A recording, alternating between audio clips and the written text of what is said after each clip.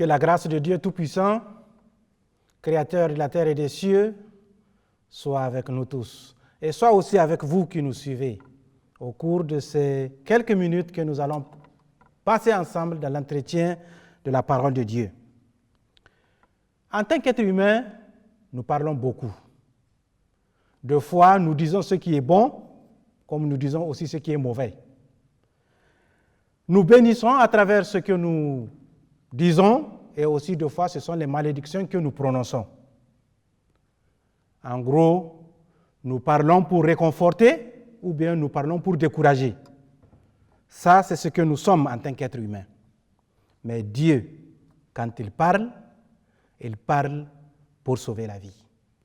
La majorité de nous, en tant qu'humains, nos paroles sont mélangées de sauver la vie et aussi perdre la vie. Mais quand Dieu parle, il parle pour sauver la vie. Et c'est ce que nous allons voir à travers ces quelques minutes que nous allons passer ensemble. La parole de Dieu, qui est une parole qui donne la vie. Si on se reflète au commencement de ce monde, comme nous dit la Bible, au commencement, Dieu créa les cieux et la terre. La terre était informe et vide. C'était un chaos total. Il n'y avait rien à la surface de la terre. Et c'est là qu'on voit apparaître, premièrement, la parole de Dieu. Dieu dit que la lumière soit, et la lumière fut. Et ainsi, Dieu commence à donner la vie à cet univers qui, au départ, était inerte, sans vie, à travers seulement sa parole. Il a créé la lumière, il a créé les vies animales, il a créé les vies végétales, il a créé aussi les vies humaines. Dans tout ce processus, il n'a eu besoin que de sa parole. C'est ce que nous dit aussi la Bible dans les livres des Psaumes.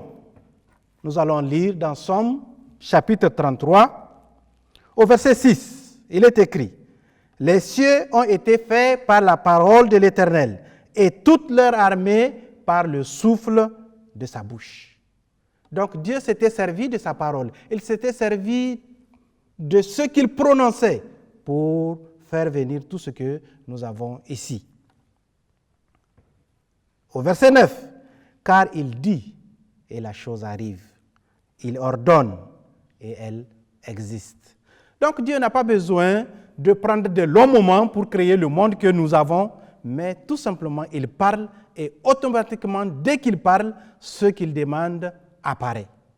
Et c'est ainsi qu'il nous est dit, il faut seulement qu'il dise que la chose soit et elle arrive. Dieu est le créateur de notre monde à travers sa parole. Et c'est cette parole que nous avons dit dès le départ qui donne la vie. Nous, en tant qu'êtres humains, nous parlons pour peut-être décourager, pour tuer, pour faire souffrir. Mais Dieu, quand il parle, c'est pour donner la vie. Et premièrement, il a parlé et nous avons vu des vies animales, des vies végétales et des vies humaines qui étaient arrivées. Quand Dieu avait créé l'homme et la femme, il les avait mis dans un jardin. Un beau jardin où ils n'ont besoin de rien. Tout ce dont ils ont besoin était à leur portée. Mais là aussi, Dieu a parlé.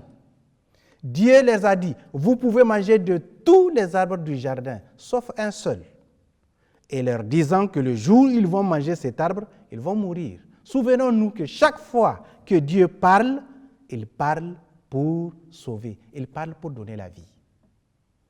Mais après cette parole, un autre est venu encore parler. Et il dit à Adam et Ève, c'est faux. Ce que Dieu vous a dit n'est pas correct. Mais Dieu sait que le jour où vous allez manger, vos yeux vont s'ouvrir et vous serez comme lui. Voilà comment ils ont mangé l'arbre que Dieu les avait défendu et le mal était entré dans ce monde. La souffrance, les problèmes et tout ce que nous sommes en train de voir est arrivé à l'homme. Et l'homme continue à lutter avec tous ces problèmes. Mais avant, quand il était tombé, Dieu lui-même était venu dans le jardin. Il a trouvé Adam et là encore, il a parlé. en disant « Adam, où es-tu » Et quand Dieu a parlé en cherchant Adam, il veut tout simplement le faire sortir de là où il était caché par peur, par crainte, pour résoudre son problème. Quand Dieu parle, il parle pour sauver. Et c'est ainsi qu'il a parlé avec Adam, le problème a été résolu et il a montré à Adam comment désormais aussi, quand il tombe, il peut trouver le remède à son péché. En lui prononçant bien sûr les méthodes des sacrifices et beaucoup d'autres qui sont entrées dans sa vie. Quand Dieu parle, il parle pour sauver. Quand Dieu parle, il parle pour encourager. Sa parole, c'est la vie. Et ainsi, après Adam, le monde a continué à évoluer. Et des êtres humains sont venus toujours, ils tombaient sous le fardeau de leur péché, mais Dieu n'a cessé de les parler. Et cette fois-ci, soit il les parle à travers des prophètes, des hommes qu'il a choisis lui-même, ou bien à travers des anges qui viennent les visiter. Mais il continue à parler d'une autre manière. Premièrement, il a parlé pour créer le monde que nous avons, et maintenant il continue à parler pour mettre l'homme à l'abri de tout danger. Dès que l'homme dévie, Dieu parle pour que l'homme puisse venir à la voie correcte. Quand Dieu parle, il parle pour la vie.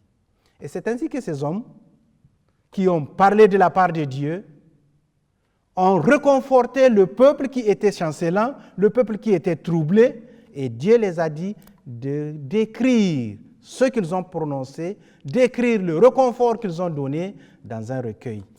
Et ce recueil, c'est la Bible. La Bible, c'est la parole de Dieu. C'est à travers cette parole de Dieu que Dieu parle à son peuple. C'est à travers cette parole de Dieu que Dieu nous montre le vrai chemin, et c'est à travers cette parole aussi que Dieu nous montre qui il est. Quand le monde a commencé à évoluer, le monde a commencé à avoir une mauvaise image de Dieu.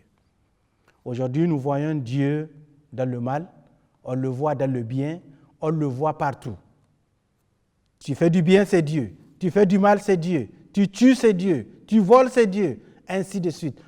Tout est mélangé au point où Dieu même est vu comme l'auteur du mal auquel l'homme est en train de subir, ou bien que l'homme est en train de souffrir dans ce monde. Est-ce que réellement Dieu est l'auteur de tout ceci? Quand on regarde la création, tout était bon. Aucun mal, en dehors du mal que l'homme a amené. Quand on regarde aussi, on lit ce que Dieu a écrit dans les Saintes Écritures, on voit une image de Dieu qui est correcte, qui est juste et qui est aussi bonne. Dieu a parlé pour créer le monde.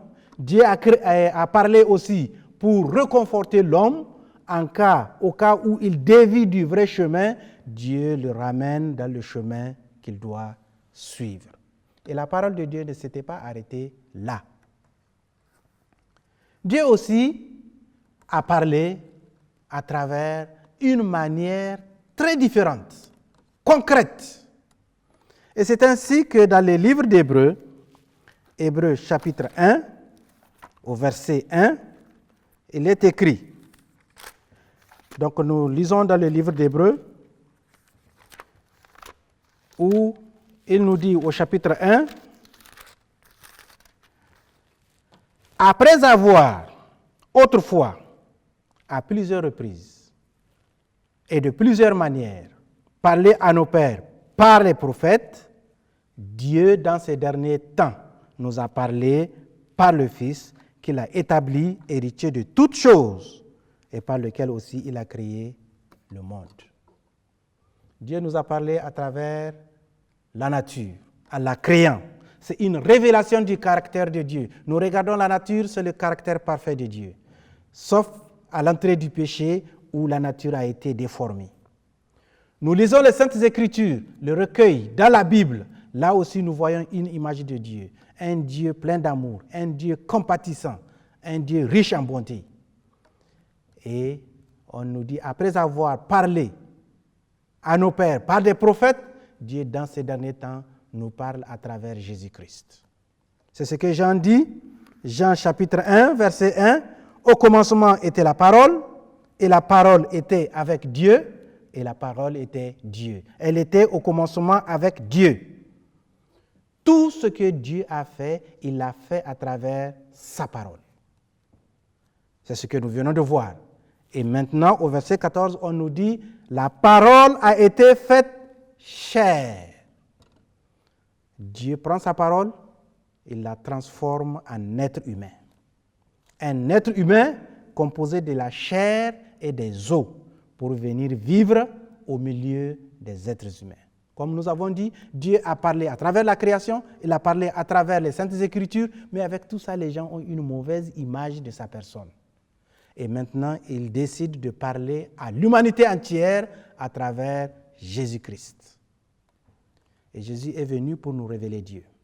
La nature nous révèle Dieu, les Saintes Écritures nous révèlent Dieu, et Jésus-Christ est celui qui nous révèle Dieu concrètement. Comment? Prenez la vie de Jésus-Christ.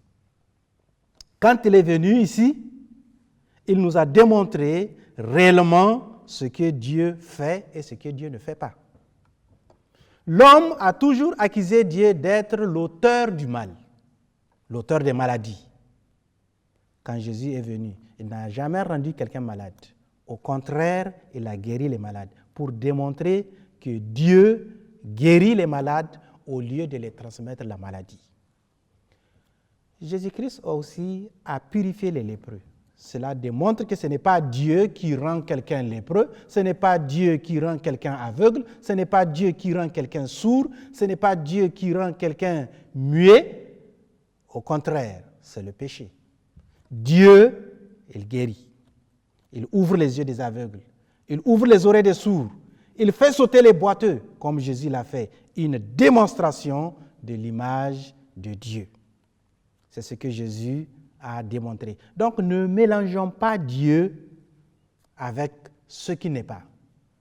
C'est l'accusateur, l'ennemi de Dieu, qui le traite de méchant, de sévère, d'injuste, d'ingrat et d'auteur de tout ce que nous sommes en train de voir dans ce monde. Si tel est Dieu, nous allons nous approcher de lui avec peur, avec crainte, avec un cœur qui n'est pas sincère, parce que nous allons nous approcher de lui, pas parce que c'est un Dieu d'amour, mais pour éviter le mal, pour éviter qu'il ne nous rende pas ceci, pour éviter qu'il ne nous rende pas cela. Tandis que Dieu n'est rien dans tout ce dont le monde l'accuse. Jésus a fait une démonstration de Dieu. Ce n'est pas lui qui amène la famine, non. Jésus, avec 5 pains et 2 poissons, a nourri plus de 5000 hommes. Ça veut dire qu'avec peu, Dieu peut nourrir toute une grande foule. Il n'amène pas la famine, au contraire, il l'amène à manger. Tel est le caractère de Dieu manifesté dans la personne de Jésus-Christ. Et il va loin. Il y a quelqu'un qui était mort 4 jours. Et Jésus est venu, il a parlé, et la personne de Lazare s'était levée. Cela aussi nous démontre ici que Dieu est capable de ressusciter quelqu'un, même s'il est mort. Il a la possibilité, il a la capacité. Pourvu qu'on ait confiance en lui, pourvu qu'on ait confiance en sa parole, et il peut donner à nous tous une vie juste et bonne, et beaucoup plus, un salut éternel. C'est ce que Jésus a dit quand il est venu. Il dit, « Je suis le chemin, la vérité et la vie. Nul ne vient au Père que par moi. » Il est le chemin qui mène vers Dieu. C'est le seul qui n'a jamais péché. C'est le seul qui a donné une démonstration exacte, concrète du Dieu d'amour. C'est le seul aussi qui, après sa mort, est ressuscité et élevé vers le ciel pour démontrer que si quelqu'un a confiance en lui, même s'il est mort, il serait ressuscité pour monter au ciel et vivre une vie éternelle. Il ne s'est pas arrêté à parler, mais il a démontré ce que celui qui croit en lui sera. Une démonstration de la parole de Dieu, une démonstration de la personne divine, une démonstration de ce que celui qui se confie en Dieu sincèrement sera. D'où, s'il en est ainsi, Jésus-Christ, qui est la parole de Dieu faite chair, est digne de confiance. Et si vous avez confiance en lui, vous aurez encore d'autres choses qui ne sont jamais montées au fond de votre cœur, qui viennent de Dieu. Des choses qui vont améliorer votre condition de vie, des choses qui vont améliorer votre condition de famille, des choses qui vont faire de vous des enfants de Dieu. Un enfant de Dieu, pur, purifié par la puissance de l'Esprit de Dieu, et étant cet enfant, Dieu même a prédit qu'il va venir vivre au fond du cœur. Dans l'Évangile selon Jean, chapitre 14, nous pouvons lire, Jean chapitre 14, il est écrit, je vais retrouver les versets, oui, nous allons lire à partir du verset 22. Jean chapitre 14, verset 22. Nous lisons, Jude, non pas Iscariote, lui dit, « Seigneur, d'où vient que tu te feras connaître à nous et non au monde ?» Jésus lui répondit, « Si quelqu'un m'aime, il gardera ma parole et mon Père l'aimera.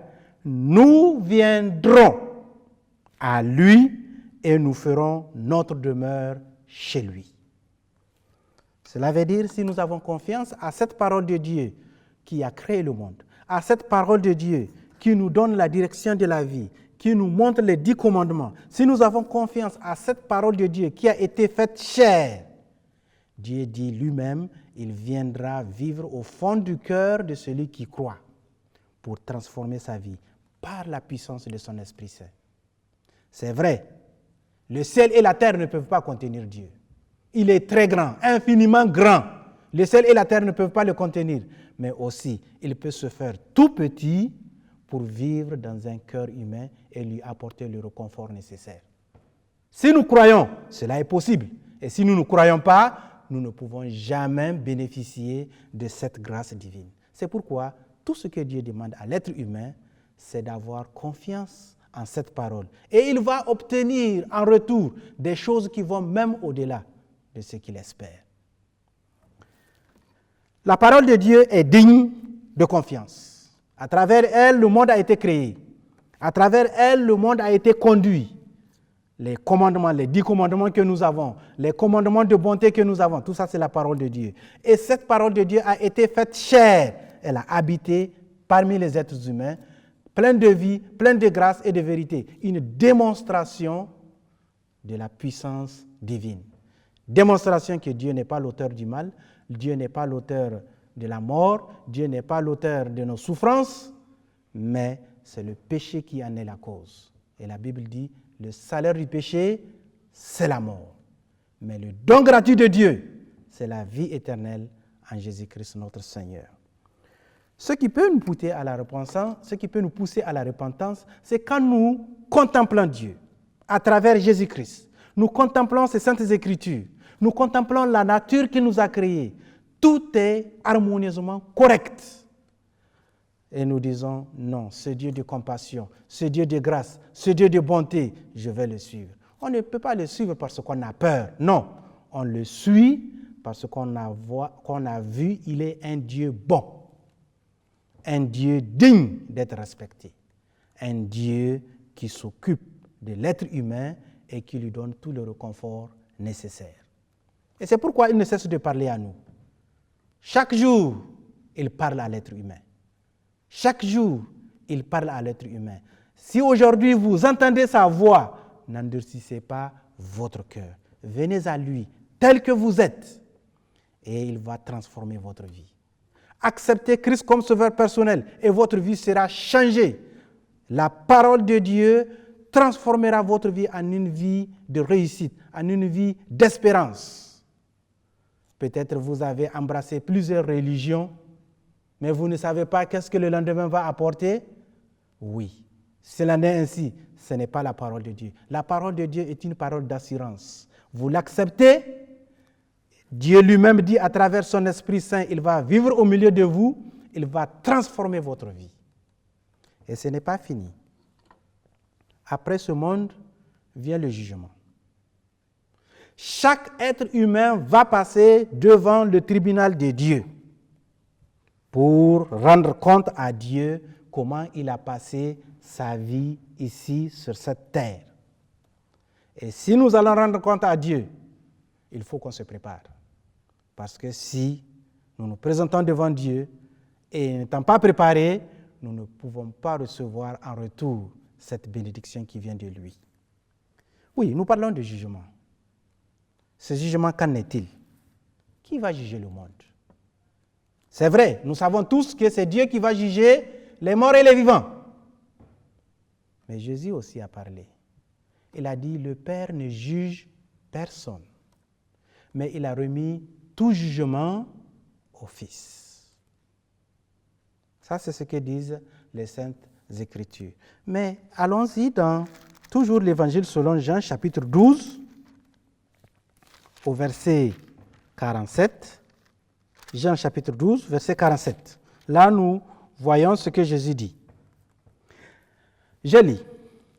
Si quelqu'un entend mes paroles et ne les garde pas, ce n'est pas moi qui le juge, car je suis venu non pour juger le monde, mais pour sauver le monde. Celui qui me rejette et qui ne reçoit pas mes paroles a son juge. La parole que j'ai annoncée, c'est elle qui le jugera au dernier jour. Jésus est le juge. Disons, Dieu est le juge. Il a remis le jugement à Jésus-Christ. Jésus dit, ce n'est pas moi aussi qui juge, mais c'est la parole de Dieu qui juge. C'est la parole que j'ai prononcée. C'est elle qui jugera au dernier jour. Comment cette parole va nous juger au dernier jour? Nous avons entendu. Et quand nous entendons, c'est à nous de choisir. Si nous choisissons ou nous avons confiance dans cette parole, nous allons recevoir les bénédictions qui en découlent de cette parole. Mais si nous entendons cette parole et nous ne la mettons pas en pratique, nous n'avons pas confiance en ce que Jésus dit, nous avons tellement de doutes, cette parole ne peut pas porter quelque chose de bon dans notre vie. Peut-être pour mieux expliquer, on se rappelle du temps de Noé. Noé a parlé à ses contemporains en les annonçant l'arrivée d'un déluge. Une pluie très grande qui va venir dévaster tout le monde. Tout le monde sera détruit, c'est ce qu'il disait. Certains ont cru, d'autres non. Bien sûr, quand je parle de certains, sa famille l'a suivi. Mais les autres ont parlé contre ce que Dieu a dit. Ils ont dit que Noé ne dit pas la vérité, ainsi de suite. Et ils n'ont pas eu confiance dans ce que Dieu disait. Et le jour était arrivé où la pluie a commencé à tomber. Et les gens ont vu de leurs propres yeux si ce que Noé a dit est vrai ou faux. Ils ont vu de leurs propres yeux si la parole de Noé était une parole digne de confiance ou fausse. Ceux qui ont cru étaient sauvés. Ceux qui n'avaient pas cru étaient emportés par le déluge. Et c'est ce qui va arriver bientôt. Jésus est la parole de Dieu et il reviendra sur cette terre pour mettre fin à l'histoire de notre humanité.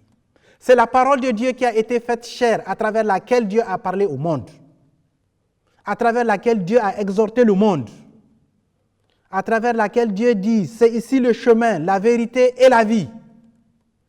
D'autres ont accepté, mais d'autres ont continué à nier et à rejeter.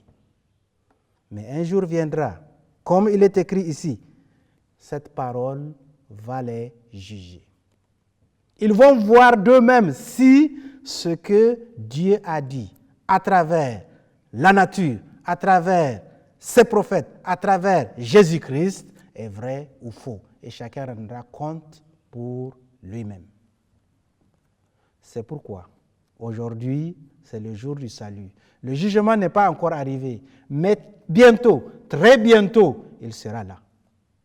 Ça serait la fin totale de ce monde dans lequel nous vivons. Et nous allons tous comparaître devant le tribunal de Dieu, afin que chacun de nous dise comment il a géré la nature qui a été créée par la parole de Dieu, comment il a géré les saintes écritures qui ont été données par Dieu, et comment il a géré aussi sa croyance envers Jésus-Christ, la parole de Dieu qui a été faite chair, qui a vécu parmi nous plein de grâce et de vérité. On se peut-être pose la question.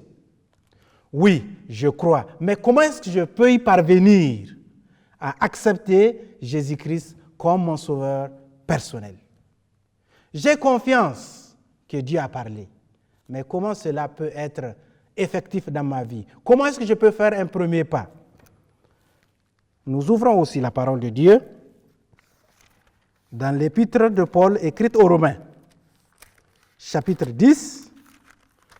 Il est écrit au verset 8, chapitre 10, verset 8. Je vais retrouver, c'est ça. Que dit-elle donc? Chapitre 10, à partir du verset 8. Que dit-elle donc? La parole est près de toi, dans ta bouche et dans ton cœur. Or, c'est la parole de la foi que nous prêchons. Si tu confesses de ta bouche le Seigneur Jésus, et si tu crois dans ton cœur que Dieu l'a ressuscité des morts, tu seras sauvé. Pour nous qui nous posons la question comment parvenir, la première des choses, c'est confesser que Jésus est la parole de Dieu qui a été faite chair. Non seulement confesser, mais aussi croire de tout notre cœur que cette parole est une parole qui donne la vie, elle ne donne pas la mort. Ayant une vision correcte de Dieu, une vision correcte de la démonstration de sa parole, depuis la création jusqu'aux Saintes Écritures, jusqu'à Jésus-Christ, convaincu, je me rends. Je dis, Seigneur, je crois de tout mon cœur et je confesse que Jésus-Christ est la parole de Dieu qui a été faite chair pour venir me sauver ici dans ce monde. Si tu confesses de ta bouche le Seigneur Jésus et tu crois dans ton cœur que Dieu l'a ressuscité des morts, tu seras sauvé. Et au verset 13, il est écrit, car quiconque invoquera le nom du Seigneur sera sauvé. Quiconque, qu'on soit homme ou femme, enfant ou vieillard, noir ou blanc, quelle que soit notre couleur, notre appartenance ethnique, si nous croyons, nous invoquons le nom du Seigneur Jésus-Christ, nous serons sauvés. Ne laissons pas le doute nous emporter. Ne laissons pas les autres aussi mettre une barrière entre nous et notre Dieu. Le salut est personnel et nous parviendrons au jugement de Dieu d'une manière personnelle. Nous serons devant lui et chacun dira à Dieu pour lui-même. Aucun, ni le père, ni la mère ne peut prendre la défense de son enfant, ni l'enfant prendre la défense de son père. Et cela n'est ainsi. C'est aujourd'hui le jour du salut. Acceptons Christ comme sauveur personnel et nous serons sauvés pour toujours. Amen.